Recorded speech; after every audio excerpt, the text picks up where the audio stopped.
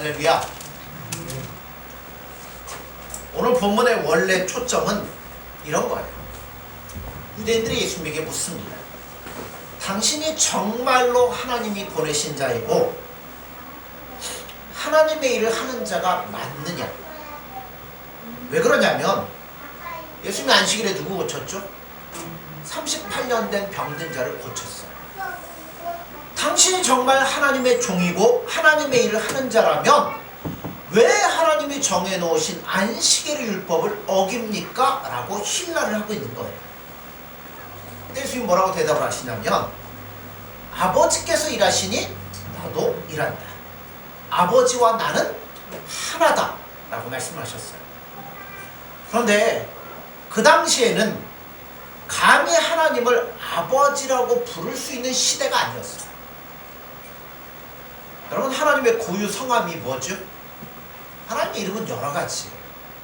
창세기 1장 1절 태초에 하나님이 천지를 창조하시니라. 베르시트 바라 엘로임 에트. 그래서 거기 보면 하나님의 이름이 뭐로 나오는 엘로힘이라고 나옵니다. 뭐 엘샤다이 뭐 이런 이름의 뜻들이 하나님의 이름이 명칭이 여러 가지가 있는데 하나님의 고유 성함이 여호와라고 밝혀진 것은 요즘에 와서입니다. 사실은 여호와라는 이름이 정확한지도 우리는 잘 몰라요. 왜 그러냐면 이스라엘 사람들은 하나님이라는 이름에 대한 경외감이 너무나 큽니다. 그렇기 때문에 하나님이라는 이름을 성경에 쓸 때 자음만 쓰고 뭘 안 써요? 모음을 안 쓰는 거예요. 그러니까 우리나라로 보면 가함은 기억에 아가 붙잖아요. 근데 모음을 빼요. 기억만 있어요. 그러니까 여호와라는 이름을 그런 식으로 쓰게 됩니다. 여호와라는 이름의 뜻은 스스로 있는 자라는 뜻이에요. 그래서 이 성경을 쓰는 사람들이 성경을 쓰다가 하나님이라는 이름이 딱 나오면 쓰던 것을 뭐예요? 빨아요. 빨아서 정결하게 해갖고 무슨 하여튼 잉크든지 뭔지 묻혀가지고 다시 쓰다가 여호와라는 이름이 또 나오면 또 빨아요. 또 다시 씁니다. 100번이고 1000번이고 10,000번이고 나오면 다시 쓰는 겁니다. 쓸 때만 그렇습니까? 성경을 읽다가도 여호와라는 이름이 나오면 어떻게 우리가 감히 하나님의 이름을 입에 올릴 수 있습니까? 여호와라고 안 읽고 뭐라고 읽냐면 아도나이라고 읽어요. 아도나이라는 말은 나의 하나님, 나의 주라는 거예요. 자, 우리들도 그러잖아요. 부모님이나 어른들의 그 이름을 부를 때 뭐라고 대답을 해요? 저 같으면 뭐 최자, 뭔자 이렇게 대답을 하잖아요. 안 그러고 누구누구요? 그러면 뭐라고 그래요? 저놈의 자식은 예의도 모른다고. 이게 비난을 받습니다. 그런데 그렇게 구별짓는 이스라엘의 관습 아래에서 예수님이 하나님을 뭐라고 불러요? 아도나이라고 부르지 않고 아버지라고 불렀다는 거예요. 그러니 유대인들이 얼마나 충격을 받아요. 자기들은 함부로 쓸 수도 없고 부를 수도 없어갖고 다른 이름으로 부르고 있는데 예수님은 하나님을 아버지라고 부르고 아버지와 나는 하나다라고 얘기하니 이게 보통 일이 아니라는 거지. 그래서 유대인들이 이를 갈고 예수님을 죽이려고 물고 늘어지는 겁니다. 근데 예수님께 또 대답을 하시는 거예요. 하나님이 나를 보내셨다. 그러므로 나는 그가 하라고 명하신 것만을 한다. 그러니까 너희들이 내가 누구냐고 묻는 것에 대해서 나는 더 이상 대답할 필요를 느끼지 않는다라는 겁니다. 자, 오늘 우리가 읽은 이 본문을 통해서 우리가 기억하고자 하는 것은 성경은 항상 그래요. 기록할 때 이유가 있고 목적이 있어요. 왜 이 말씀이 여기에 들어가고 그걸 우리가 찾아야 되는 거예요. 또한 본문에서 가장 큰 주제로 삼고 있는 게 무엇이냐, 그걸 우리가 찾아야 되는데 예수님이 이렇게 말씀하는 거예요. 지금 시비를 걸고 예수님을 걸고 넘어지려고 질문한 유대인들에게 나는 그런 것에 대해 일절 대답할 필요를 느끼지 않는다라고 예수님이 대답을 하시는 겁니다. 결론은 이거예요. 내가 하나님이 보낸 자라는 증거는 그가 나를 보내신 일을 내가 하는 것이며 그것 밖에는 증거할 필요가 없다라고 말씀합니다. 예수님은 지금 누구의 공격을 받냐면 유대인들에게 공격을 받아요. 무슨 공격이냐면 당신이 정말 하나님의 아들입니까? 당신이 정말 하나님이 보내신 자입니까? 여기에 대해서 예수님이 뭐라고 대답하시냐면 이거예요. 나는 그런 질문 대답하려고 여기에 와 있는 게 아니라 나를 보내신 하나님의 뜻을 이루려고 나는 여기에 와 있다. 그것이 나의 목적일 뿐이다 라고 대답합니다. 왜 이거를 자꾸 강조하냐면 오늘 거기에 우리의 삶도 연관되어 있기 때문에 그래요. 자, 기억하십시오. 예수님이 이 땅에 오신 것은 자기 증명하러 온 거 아니에요. 내가 하나님의 아들이고 나에게 이런 능력이 있다 그러니 나를 따르라 그렇게 하려고 오신 적이 없어요. 우리가 아는 것처럼 예수님 뭐하러 오신 거예요? 다만 십자가에서 우리의 죄를 위하여 대신 죽으시려고 온 거지 내가 누구냐를 증명하러 오신 적이 한 번도 없다는 겁니다. 이거는 예수님 받으셨던 세 가지 시험에도 나타나고 있어요. 마태복음 4장에 보면 공생애를 시작하기 전에 사탄이 예수님을 세 가지로 시험을 합니다. 40일 동안 금식하셨으니 얼마나 줄이셨어요? 사탄이 제일 먼저 뭔 시험하죠? 네가 만일 하나님의 아들이거든 이 돌들을 명하여 떡덩이가 되게 하라. 아주 중요한 시험거리죠. 간혹 이 질문에 이렇게 물어보는 사람들이 있어요. 아니 그럼 예수님이 그때 그냥 돌을 떡으로 딱 만들어버리면 사단이 야코가 죽어가지고 꼼짝 못할 거 아닙니까? 이렇게 질문하는 사람들이 있어요. 또 두 번째가 뭐죠? 성전 꼭대기에서 뛰어내려라. 그럼 천사들이 발을 맞춰갖고 상하지 않을 것이다. 꼭 이런 질문하죠. 그럼 그때 예수님이 확 뛰어내려가지고 어디로 뛰어내려요? 사단의 머리 위로 뛰어나고 발로 꽉 짓밟아버리면 사단이 꼼짝 못할 텐데 왜 예수님은 그렇게 안 하셨을까? 이렇게 질문을 해요. 마지막이 뭐였죠? 내게 절하면 그죠? 내가 모든 것들을 너에게 주겠다. 그때 예수님 그냥 뭐 하시면 돼요? 뭐 사단 아주 박살을 내놓으면 예수님이 진짜 예수님이고 이걸 증명할 수 있을 텐데 왜 예수님이 안 하시냐는 거죠. 여러분 이 세 가지 시험은 따로따로 떼어놓으면 세 가지 시험 같지만 사실은 하나의 시험이었어요. 사단이 뭐 때문에 이랬을까요? 뭐 때문에 이 세 가지를 가지고 예수님을 유혹해서 넘어지도록 했을까요? 넘어지게 만들려고 했을까요? 이 시험의 목적은 다른 게 아니라 예수님의 사명을 망각하도록 하기 위한 시험이었습니다. 예수님의 이 땅에 오신 목적이 뭐라고 그랬죠? 십자가에 죽으시는데 누가 보내서? 하나님 아버지의 뜻을 이루기 위해서 예수님이 이 땅에 오셨다는 거예요. 그런데 사단은 지금 뭐 하라는 거예요? 하나님의 뜻을 이루는 게 아니라 네가 누구인가? 네가 만일 하나님의 아들이거든. 그러니까 너 자신을 증명하는데 이적을 베풀어 보고 능력을 베풀어 보라는 겁니다. 즉 하나님이 보내신 뜻을 이루기 위해서 왔는데 그게 아니라 자신을 증명하는 일로 예수님의 사명을 왜곡시키고 방향을 바꾸려고 하고 있다는 거예요. 자, 돌로 떡을 만들어 먹고 성전에 뛰었는데 발이 상하지 않고 만약 그렇게 하셨다면 예수님이 누군지는 알아요? 네, 신성을 가지신 분이라는 걸 알 겁니다. 그런데 그거 한다고 해서 하나님이 이 땅에 보내신 목적과 맞습니까? 목적과는 상관이 없다는 거예요. 하나님께서 예수님을 이 땅에 보내신 목적은 우리가 저번에도 봤던 것처럼 아버지께서 예수님께 주신 자 중에 하나도 잃어버리지 않고 그들을 모두 구원해 내시는 것이 예수님의 일이에요. 그리고 이 땅에 오신 목적이에요. 그러므로 돌로 떡 만들어내는 것 이런 것들은 예수님이 해야 될 일이 아니라는 거예요. 그거 한다고 해서 예수님이 이 땅에 오신 목적이 증명이 되겠어요? 아니라는 거죠. 그러면 또 이렇게 우리가 질문할 수 있어요. 아니 전도하고 이 예수님 복음을 전하는 일이 있어서 기적을 베풀어주고 능력을 베풀어주면 사람들이 뭐 한다고요? 훨씬 더 예수님을 믿고 따르는데 유익하지 않겠습니까? 라고 질문할 수 있어요. 예수님이 이 땅에 오셔서 하신 많은 기적들이 있습니다. 가나온 잔치에서 물로 포도주를 만드셨고 또 죽은 나사로를 살리셨고 하셨고 물고기 5마리와 보리떡 2개로 5병이었죠. 예, 맞네.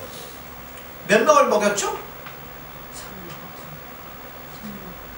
갑자기 생각이 안 나네요. 이럴 때도 있습니다. 5,000명을 먹이고 12광주가 남았어요. 그런데 그런 많은 기적을 행하셨는데 왜 3가지 시험을 당할 때는 기적을 안 하셨을까요? 우리가 생각하기에는 기적을 베푸시는 편이 훨씬 더 예수 그리스도가 누구냐라는 사실을 보여주고 사람들을 집중시키고 사탄을 항복시킬 수 있는데도 예수님은 그 일에 있어서는 안 하셨다는 거예요. 우리의 착각이라는 거죠. 자, 예수님 우리 설득하러 오신 적이 한 번도 없습니다. 하나님의 설득하다 안 되니까 누가 오신 거예요? 예수님 오신 거예요. 구약의 수많은 선지자와 이 하나님 보내셨던 일꾼들이 전부 다 뭐 했어요? 사람들이 하나님이 누구인지 하나님에 대한 이야기를 하고 사람들을 설득시키고 했지만 결국 뭐 하더라는 거예요? 안 되더라는 거예요. 그러니까 누가 오시는 거예요? 예수님이 오시는 거예요. 그럼 예수님이 와서 설득하면 될까요? 예수님의 설득도 안 된다는 겁니다. 그러니까 예수님은 처음부터 올 때 설득하러 아예 오신 게 아니에요.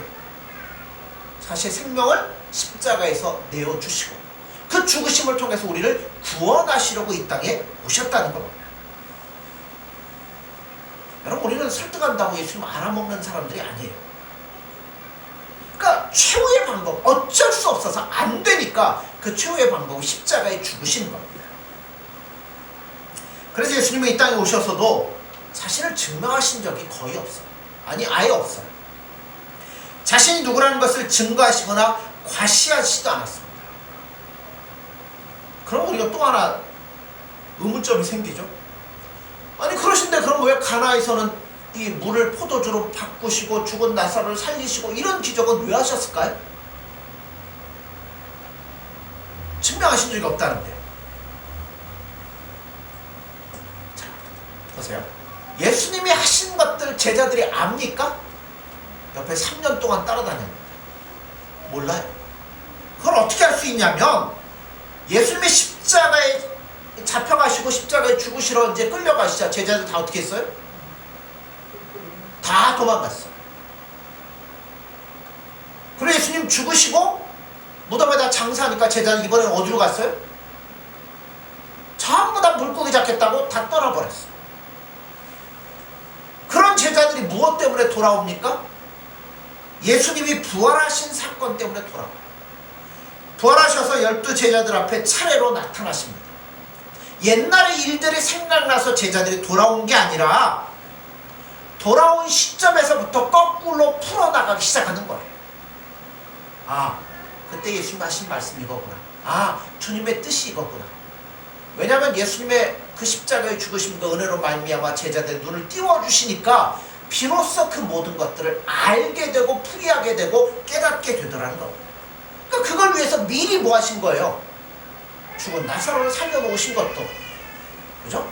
죽음으로 우리가 끝나는 것도 아니고 하나님은 죽음마저도 정복하시는 하나님이라 이런 모든 것들을 알도록 하기 위해서 미리 해놓으신 것에 불과하다는 겁니다. 예수님은 지금 자신을 증명하라고 하는 사람들 앞에서 자존심 내세우면서 내가 누구라고 말하지 않습니다. 우리 같으면 골백번 더 했죠. 그저 십자가에 이렇게 매달려 계실 때 침 뱉고 네가 하나님 아들은 내려와 봐라. 우리는 뭐 하면 돼요? 내려와가지고 귓방맹이를 한 대씩 다 때려주고 다시 올라가면 얼마나 이게 속이 시원하겠습니까? 예수님은 자기를 증명하지 않아요. 왜 그럴까요? 자기를 증명하러 온 게 아니라 뭐하러 오신 거예요? 나를 보내심을 받은 자이고 보낸 자의 목적을 이루려고 오셨기 때문에 자기의 모든 것들을 다 내려놓고 오신 거예요. 그러니까 자기를 제한을 시키잖아요. 우리가 지난주에 봤던 말씀이 그거잖아요. 나는 무엇이든 할 수 있고 어떤 것은 할 수 있지만 나를 보내신 이의 뜻을 위해서 나는 모든 것들을 제한하겠다는 겁니다. 그를 공격하는 자들을 무색하게 만들거나 심판하거나 한번 니들도 당해봐라 하면서 하시는 일이 없다는 거예요. 그거 하려고 온 게 아니라 뭐 하려고 오셨냐면 아무것도 모르는 우리들을 고치시고 깨닫게 하시고 하나님의 자녀 삼으려고 오셨습니다. 그리고 성경이 말하는 그리스도 예수님의 예수님 되심과 신자의 표지가 무엇이냐면 죄송하지만 죽어야 된다는 거죠. 내가 죽지 아니하면 여러분 예수님이 나타날 수 없잖아요. 예수님도 예수님이 죽어야만 누구의 뜻이 나타나요. 우리를 향한 하나님의 뜻이 나타나니까 죽으시는 자리로 오신다는 거예요. 그것 외에는 아무것도 없습니다. 그렇다고 해서 우리가 뭐 그렇게 죽는다고 산을 품고 죽는 자냐면 절대 그렇지 않습니다. 그러니까 우리는 이 땅에 살고 있지만 어떻게 보면 사실은 세상을 사는 사람들과 뭐가 달라요? 살아가는 목적이 다르고 방향이 다르고. 근데 세상 사람들이 그거 압니까? 모르죠. 똑같은 줄 알아요. 아마 우리가 잘 못하고 있기 때문에 더 그럴 수도 있죠. 마찬가지로 예수님이 이 땅에 오신 목적과 원리를 아는 세상 사람들도 아무도 없어요. 심지어는 제자들도 몰랐어요. 예수님이 십자가를 눈앞에 두고 겟세마네 동산에서 하나님 앞에 기도할 때 흐르는 땀방울이 핏방울처럼 되는데도 제자들 옆에서 뭐하고 있어요? 졸고 있더라는 겁니다. 아무도 모른다는 거예요. 아무도 그 일에 동참하지 못합니다. 근데 이제는 동참할 수 있습니다. 왜냐하면 예수님이 그것을 위해 돌아가셨고 제자들의 눈을 띄워주셨고 우리의 눈을 띄워주셨기 때문에 다른 말은 거듭나는 거죠. 그러니까 이제는 우리가 예수님이 누구인지를 알고 우리가 어떻게 구원함을 받았는지를 알고 어떻게 살아야 되는지도 이제는 알게 된다는 겁니다. 예수님이 이 땅에 오실 때 우리가 지난주에 말씀드렸죠. 모든 것들을 다 하늘에 권세도 영광도 모든 것도 심판권까지도 다 묻어놓고 오신 분입니다. 온전히 자기를 비워서 종의 형체로 오신 거예요. 그렇게 해서 누구의 뜻을? 하나님 아버지의 뜻을 이루러 오신 겁니다. 성경은 이 일을 이루는 것이 우리가 존재하는 이유요 목표요 능력이라고 말씀하고 있습니다. 빌립보서 4장 13절에 보면 바울이 이렇게 고백하죠. 내게 능력 주시는 자 안에서 내가 모든 것을 할 수 있느니라. 그런데 바울이 이 편지 어디 있었어요? 어디 있을 때? 감옥에 있을 때. 그래서 옥중서신이라고 그러죠. 빌립보 교인들이 바울이 감옥에 갇혔으니까 뭐예요? 위문하러 온 거예요. 위문하러 올 때 위문품도 갖고 오고 또 이렇게 뭐 사식도 하라고 뭐 이제 돈도 좀 갖고 오고 이렇게 왔습니다. 그 위문품을 받으면서 쓴 글이 이 글이에요. 그러니까 사실 상황하고는 안 맞아요. 잘. 왜 그러냐면 바울은 위문품을 주는 사람이 아니고 지금 받는 사람의 입장에서 내게 능력 주시는 자 안에서 내가 모든 것을 할 수 있느니라. 그러면 갖다 주는 사람은 뭐가 돼요? 아무것도 아니죠. 어쨌든 필요하니까 주는 거 아니에요? 근데 나는 예수님 안에서 모든 걸 할 수 있다. 근데 이 말씀은 앞뒤를 봐야 돼. 거기에 이렇게 기록되어 있습니다. 너희가 내게 갖다 주는 것 때문에 내가 기뻐하는 것이 아니라 너희가 하나님의 일에 동참하는 것 때문에 내가 기뻐하는 것이다. 나는 궁핍하거나 부한 것에 관계가 없는 사람이다. 나는 내게 능력 주시는 자 안에서 모든 일을 할 수 있는 자이니라.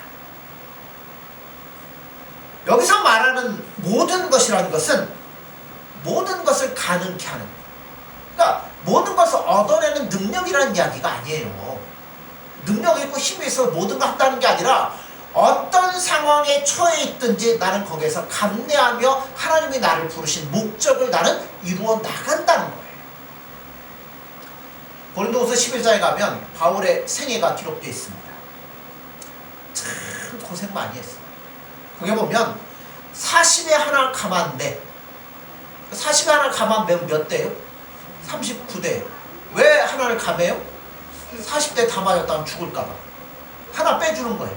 죽지 않을 정도로 맞는다는 얘기죠. 그거를 5번 맞았고 3번 퇴장으로 맞고 돌로 맞고 파선하고 기타 등등등등 얼마나 많은 어려움을 당했는지 몰라요. 그런데 이게 오늘 내일 모레 계속 이루어지는 게 아니라 힘들든지 고난을 당하든지 어려움이 온다는 거예요. 아마 계속 반복되었더라면 못 견디죠. 힘들죠. 그의 생애를 보면 곤욕을 이제 어느 정도 감내하고 이길만 하면 또 어려움이 와요. 또 이걸 이길만 하면 또 뭐 파손되고 또 이길만 하면 감옥에 갇히고. 그런데 그렇게 감옥에 갇혀있는 빌립보서를 보면 성경을 읽을 때마다 나오는 곳마다 뭐라 그래요? 기뻐하라는 얘기가 나와요. 기뻐해라. 내게 능력 주시는 자 안에서 내가 모든 일을 할 수 있다. 기뻐해라. 이걸 세상적인 단어로 표현하면 드디어 사도 바울이 돌았다는 거죠. 얘가 너무나 힘들고 어려우니까 돌았구나 이게. 이렇게밖에 생각할 수 없어. 그러나 바울은 미친 게 아니죠. 그는 하나님께 예수님께 항복하고 만족할 따름이었습니다. 바울은 예수님 뭐 때문에 불렀다고요? 이방인들을 구원하기 위해서 내가 너를 불렀다고 말씀했잖아요.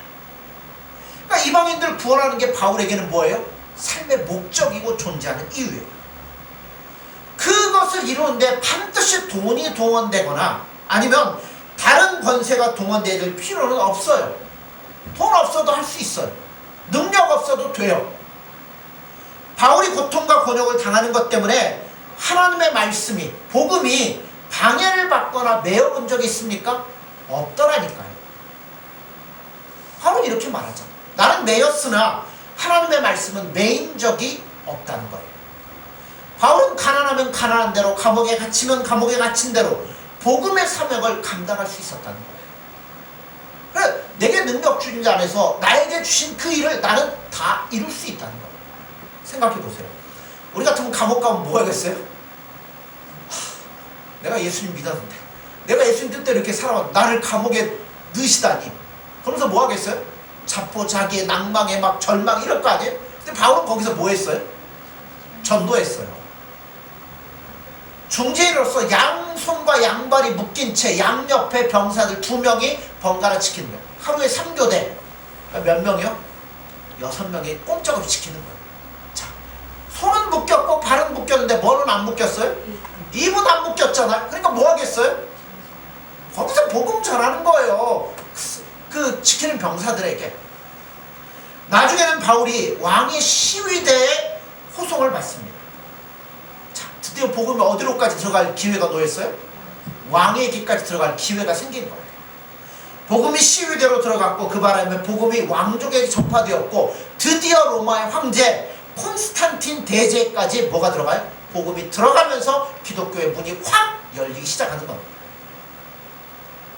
바울이 능력이라고 얘기할 때 다른 거 얘기할 게 아니라 바로 이것이 능력이라는 거예요. 그가 존재하는 이유가 바로 이겁니다. 우리도 그래요. 내가 존재하는 것은 나를 증명하기 위해서 내가 존재하는 게 아니에요. 예수님이 하나님이 보내신 그 이유를 위해 존재했던 것처럼 우리도 예수님이 나를 구원하신 그 이유를 위해서 우리도 존재하는 사람들이라는 거예요. 그러니까 다른 거 갖고 싸울 필요가 없어요. 가끔 가다 보면 잘 참다가 요즘 예수 그리스도 이 기독교인들이 잘 참아야 돼요. 묵해 갖고 하시면 안 돼요. 잘 참다가 나를 긁는 거라면 참겠는데 예수님을 욕되게 하는 건 못 참겠다. 그래갖고 그냥 불끈불끈 일하는 경우도 있습니다. 제가 예전에 경험. 이제 초창기 신학교 갔을 때 성경학교 그 옥천에 있을 때 끝나고 동네 껄렁껄렁한 애들이 술 먹고 교회 들어가니까 이것들이 감히 교회를 술 먹고 들어가? 그래갖고 대판 이 싸움이 한번 벌어진 적이 있었어. 근데 왜 그랬나 지금 생각하면 참 어리석기 짝이 없죠.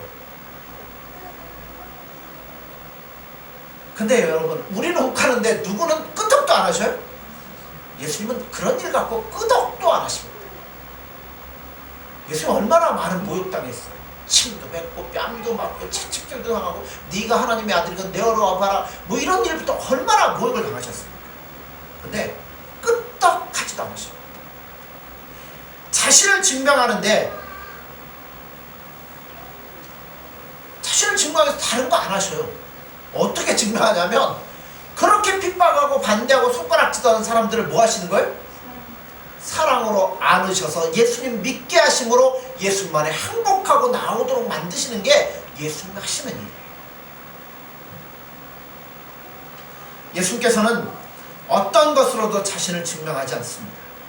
결국 오늘 이 사건도 예수님을 증명하지 않잖아요. 그래서 마침내 어떻게 돼요? 십자가에 죽으시잖아요. 죽으시고 난 이후에 증명이 되잖아요. 거기에 있던 어떤 그 로마의 병사는 뭐라고 그래요? 나중에 예수님 죽으시고 막 지진 문이 옥중에 문이 열리고 이런 사건을 통해서 야, 저 사람 진짜 하나님의 아들이다. 그러니까 그런 일, 나중에 일을 통해서 그분만이 길이요 진리요 생명이고 그분이 진짜 하나님이 보내신 자였구나라는 것들을 깨닫도록 하신다는 겁니다. 우리 자신에게 똑같아요. 요즘 이 이러한 일들을 보면서 가끔 이런 생각도 해요. 코로나 때문에 힘들고 예배 오늘도 뭐 한 9시 한 반쯤 왔더라고요. 와가지고 뭐 저기다 서류 한 장 또 놓고 뭐 어제 이제 어젠가요? 그저께인가요? 저 이제 전화 통화를 하고 와가지고 뭐 거리는 잘 지키십니까? 뭐 소독제는 구비되어 있습니까? 막 이렇게 보고 하더라고요. 만약 예수님이 살아계시다면 여기 코로나 환자가 왔는데도 손 얹고 기도하면 확 나아버렸으면, 그죠? 야, 진짜 하나님이 살아계시구나 이거 보면서 세상이 깜짝 놀랄 텐데, 근데 예수님은 그런 것으로 증명하시지 않는다. 자, 우리의 삶도 마찬가지예요. 요한복음 17장 18절에 21절에 보면 마지막에 이렇게 돼 있어. 내가 아버지 안에 있는 것 같이 그들도 다 하나가 되어 우리 안에 있게 하사 세상으로 아버지께서 나를 보내신 것을 믿게 하옵소서. 그러니까 우리를 증명하는 것은 내가 기독교인이 예수님의 능력 뭐 이런 거 막 천둥 번개가 치고 그런 게 아니라, 우리가 우리를 증명하는 건 딱 뭐밖에 없다고요? 그들로 하여금 예수님을 알도록 하는 것. 그걸 위해서 나를 보내신 것을 이룬 것밖에는 나를 증명하는 방법이 없다는 거예요. 그러니까 이게 아닌 것 갖고 나가는 자들은 결국 그들을 위해서는 최후의 심판밖에는 준비되어 있는 게 없습니다. 우리가 지난번에 테니스 치고 있는데 누가 그러더라고요. 뭐 교회가 뭐 때가 어느 때인데 뭐 교회가 모여서 예배를 드리고 뭐하고 막 얘기를 하더라고요. 다른 데는 다 참고 있어요. 그날은 좀 묵혀가지고 그렇게 말씀하시면 안 된다. 교회가 마치 뭐 코로나를 전파하는 뭐 소굴처럼 여겨지는데, 교회를 통해서 전파된 사람이 직접 전파된 사람이 과연 몇 명이나 되냐. 부산 그 온천교회가 초기에 있었던, 거기는 그 아들이 신천지라는 거 속이고 들어가서 그런 거.